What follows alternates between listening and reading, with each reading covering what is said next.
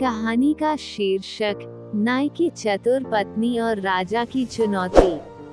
बहुत समय पहले की बात है। एक छोटा सा राज्य था, सुंदर, हरियाली से भरा हुआ, जहां लोग सादगी से जीवन बिताते थे।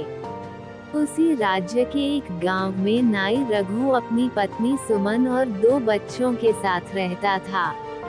रघु साधारण जीवन जीने वाला व्यक्ति था, लोगों की हजामत बनाता, शादी ब्याह में नाई का काम करता और किसी तरह अपने परिवार का पेट पालता। लेकिन रघु की पत्नी सुमन वह असाधारण थी। उसकी बुद्धिमत्ता की मिसाल पूरे गांव में दी जाती थी। वह न केवल घरेलू कार्यों में निपुण थी, बल्कि खेती, आयुर्वेदिक ज्ञान, पंचायती फैसलों और जीवन के तर्कों में भी निपुण थी।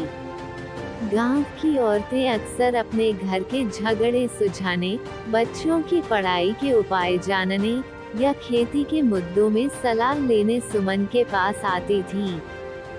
गांव में चर्चा। एक दिन गांव के चौपाल पर कुछ आदमी बैठे बातें कर रहे थे।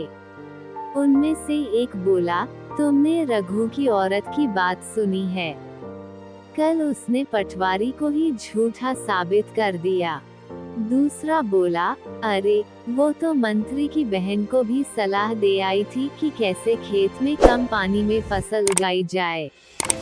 उनकी बातें एक दरबारी सुन रहा था, जो राजा वीरेंद्र सिंह का खास आदमी था। उसने सारी बात जाकर राजा को बताई। राजा, जो खुद बुद्धिमान और विचारशील था, उसे यह बात दिलचस्प लगी। उसने सोचा, क्यों न उसकी बुद्धिमानी की परीक्षा ली जाए।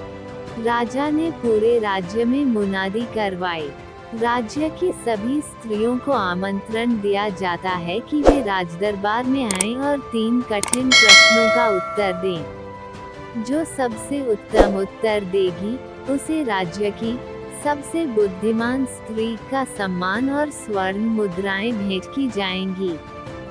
तैयारी और विरोध। जब ये खबर गांव पहुंची, तो सबकी निगाहें सुमन पर टिक गईं।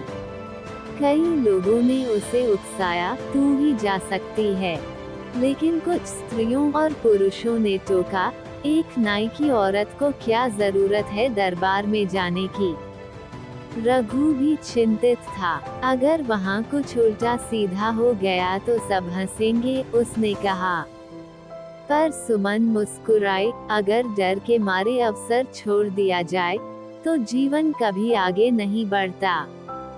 सुमन ने अपने अनुभवों को संजोया, किताबें देखी, पुराने किस्सों को याद किया और पूरी तैयारी के साथ राजमहल रवाना हुई। राजदरबार में राजा की अदालत भव्य थी। वहाँ मंत्री, विद्वान, ब्राह्मण और कई गांव की स्त्रियां बैठी थीं। सुमन एक साधारण साड़ी में आई, चेहरे पर आत्मविश्वास था।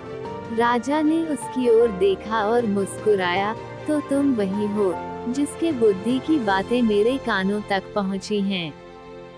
सुमन ने सिर झुकाकर कहा, राजन, बुद्धि का आकलन उसकी परीक्षा से ही होता है, न कि चर्चा से। राजा प्रभावित हुआ और बोला, बहुत अच्छा। तो सुनो पहला प्रश्न। योजक चिन्ह, योजक चिन्ह, योजक चिन्ह। प्रश्न 1, दुनिया में सबसे तेज चलने वाली चीज क्या है? सभी स्त्रियां सोच में पड़ गईं। किसी ने कहा हवा, किसी ने कहा समय। सुमन ने मुस्कुराते हुए कहा, राजन, सबसे तेज चलने वाली चीज है मन की सोच। वो एक क्षण में सीमाओं को पार कर लेती है। शरीर सीमित है, पर विचार असीमित। यही कारण है कि हम यहाँ बैठे बैठे ब्रह्मांड की कल्पना कर सकते हैं। राजा ने ताली बजाई, बहुत अच्छा उत्तर। प्रश्न 2, ऐसा क्या है जो जितना बांटो उतना बढ़ता है? अब सब स्त्रियां चुप। राजा ने कहा, उत्तर दो। सुमन बोली, वह है ज्ञान और प्रेम। इन दोनों को जितना बांटा जाए उतना ही समाज में शांति और विकास बढ़ता है। धन बांटने से घटता है, पर ज्ञान और प्रेम बांटने से समाज समृद्ध होता है। दरबार में फुसफुसाहट हुई, ये स्त्री सचमुच ज्ञानी है। प्रश्न 3, यदि तुम्हें एक दिन के लिए राज्य चलाने का अवसर मिले तो पहला निर्णय क्या लोगी? ये प्रश्न कठिन था, पर सुमन ने बिना देर किए उत्तर दिया।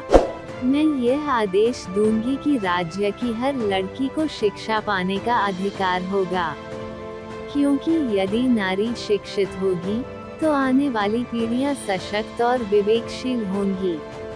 और मैं ये भी सुनिश्चित करूंगी कि काम के आधार पर सम्मान मिले, न कि जाति या पेशे के आधार पर। राजा स्तब्ध रह गया। उसने सुमन से पूछा, तुमने यह विचार कहाँ से पाए? सुमन ने कहा, राजन, जब मैंने देखा कि एक धोबी की बेटी गाने में निपुण थी लेकिन मंच नहीं मिला, जब मैंने देखा कि एक किसान की लड़की गणित में तेज थी लेकिन स्कूल नहीं जा सकी, तब मैंने जाना कि शिक्षा ही असली समता है, सम्मान और नई शुरुआत। राजा ने दरबार में घोषणा की, सुमन केवल बुद्धिमान ही नहीं बल्कि समाज की सच्ची सेविका है।